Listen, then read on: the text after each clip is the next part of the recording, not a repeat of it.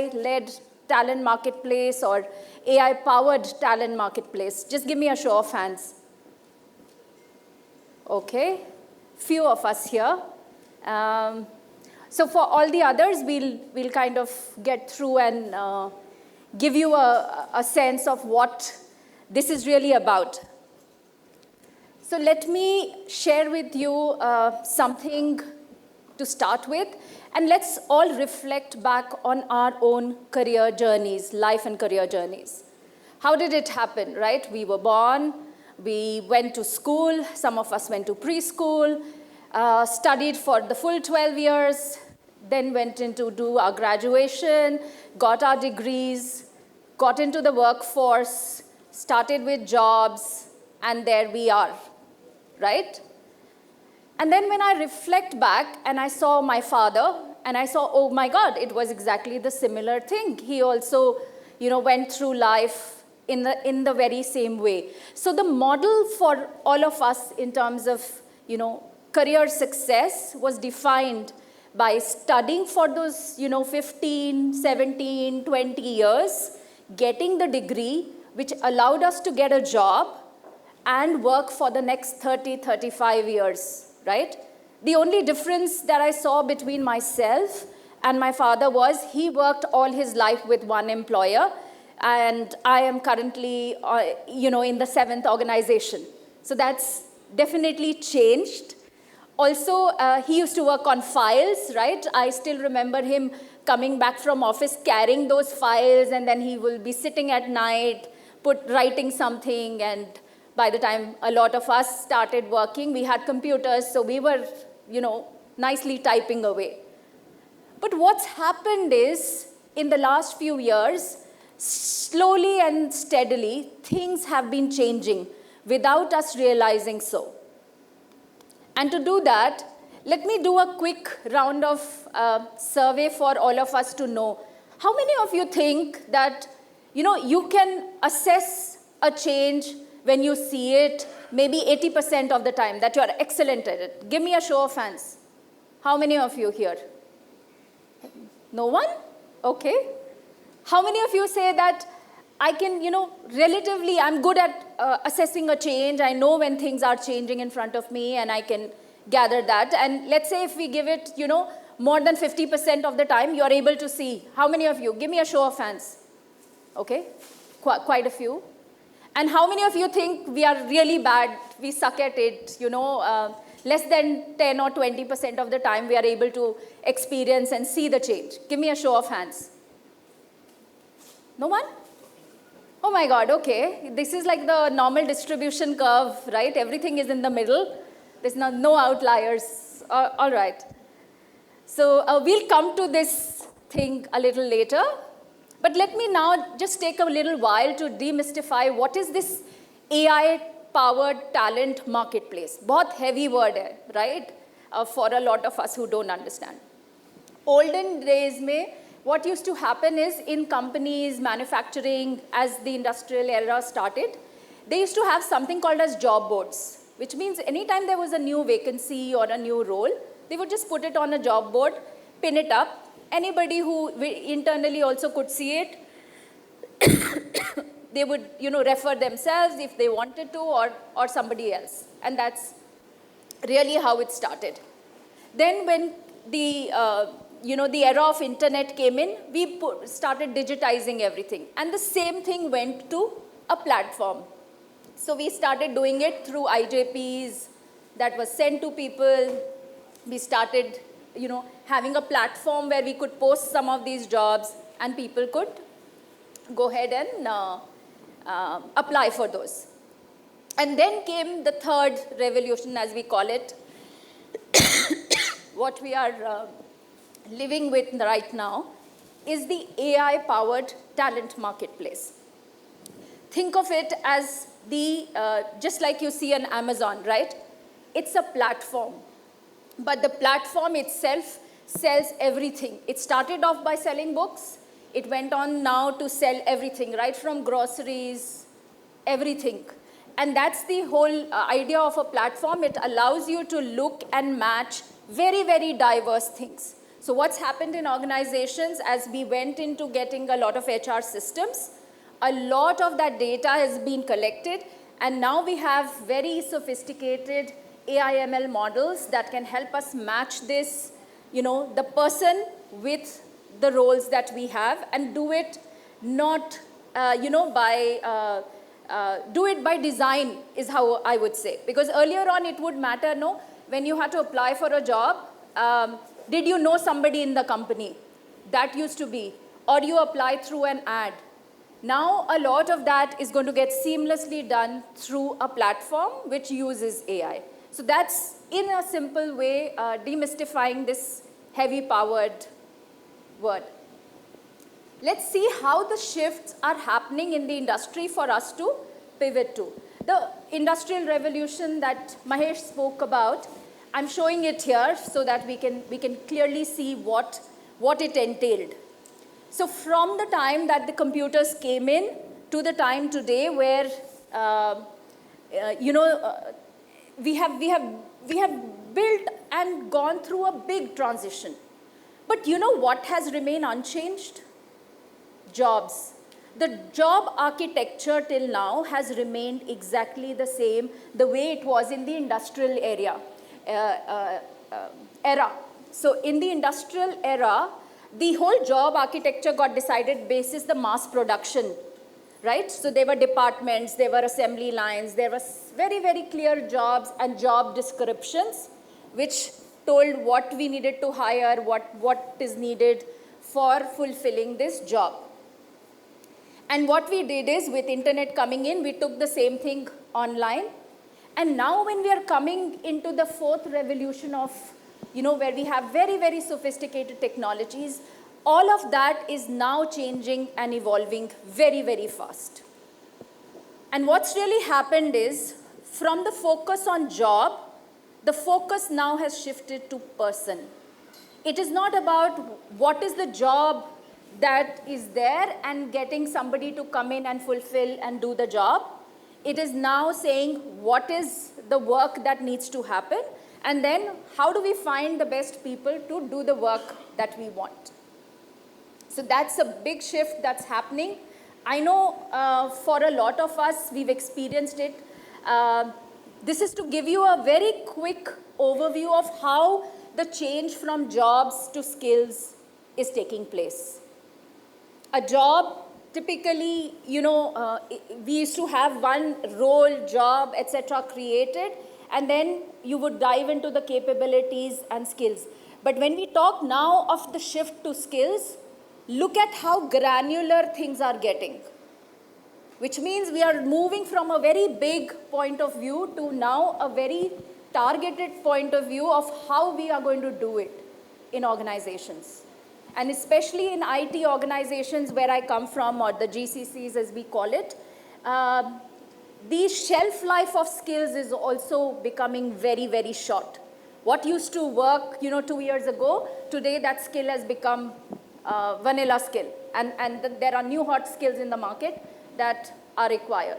So what's happening is this whole pivot of jobs to skills, and then of course the skills itself evolving in a very, very fast fashion. This is to give you again a quick overview of how this whole HR, since all of us are from HR, we'll relate to it, of how the whole things used to happen in the earlier time and how it happens in a marketplace.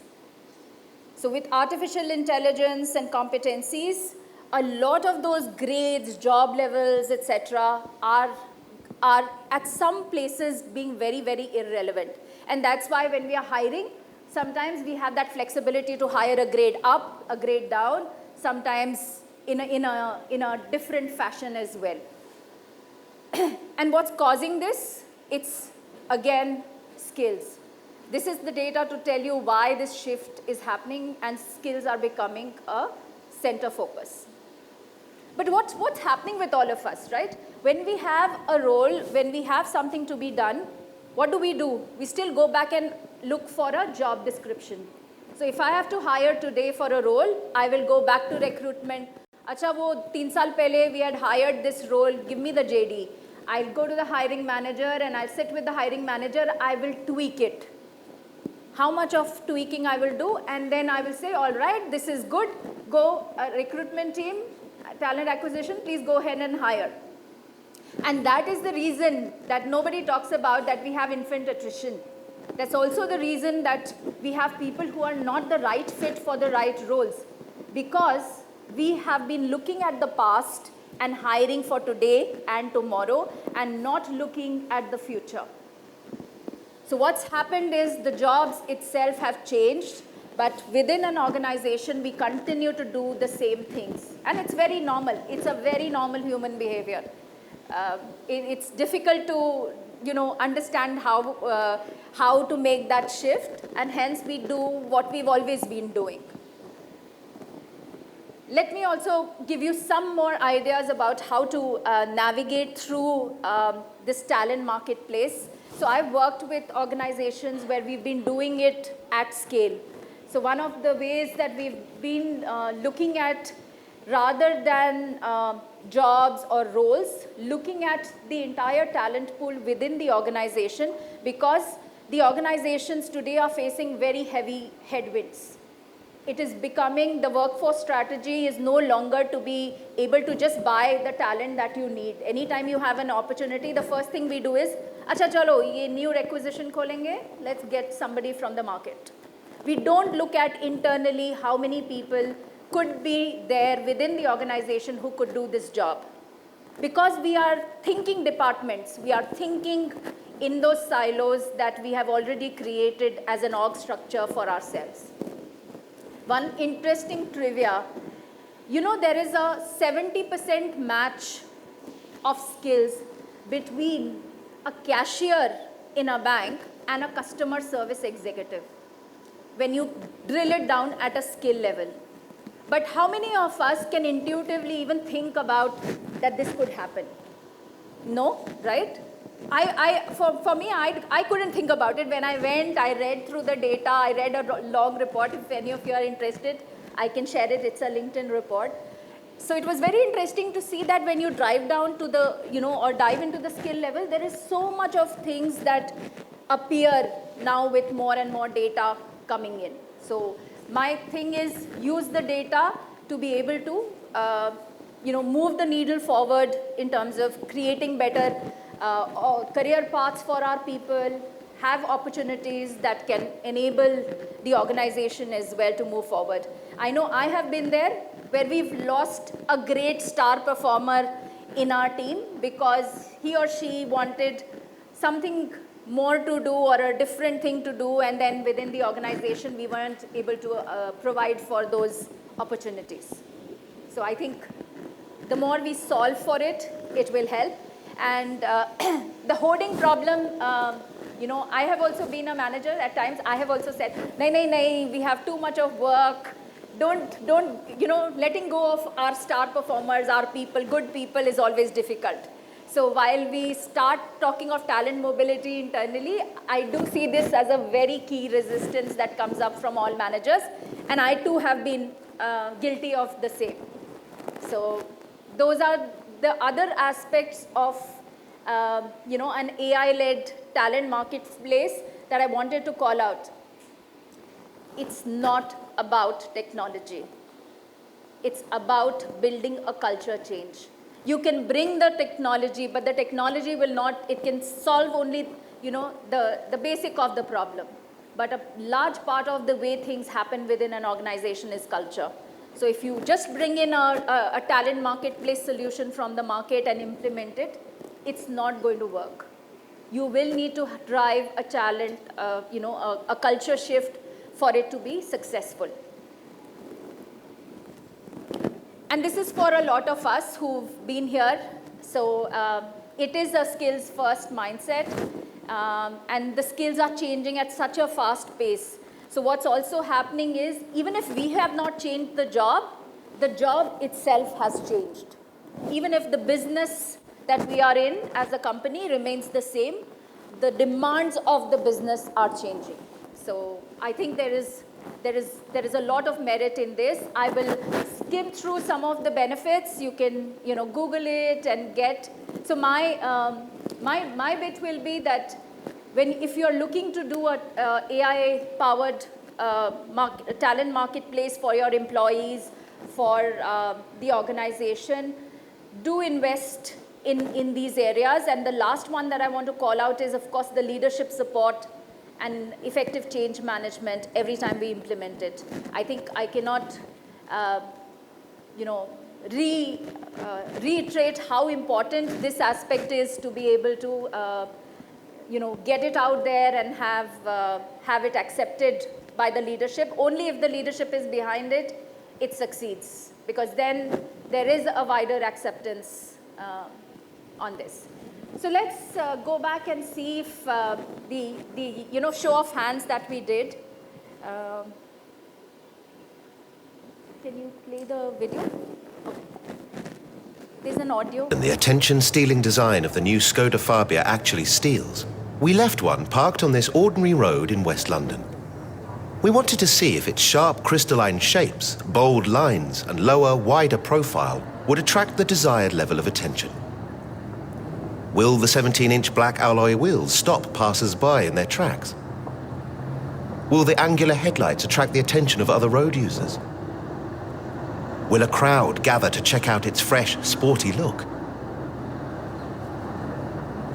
Well, not quite. But did the attention-stealing design distract you from noticing that the entire street has been changing right before your very eyes? Don't believe us? Have another look. Did you spot the van changing to a taxi? How about the scooter changing to a pair of bicycles?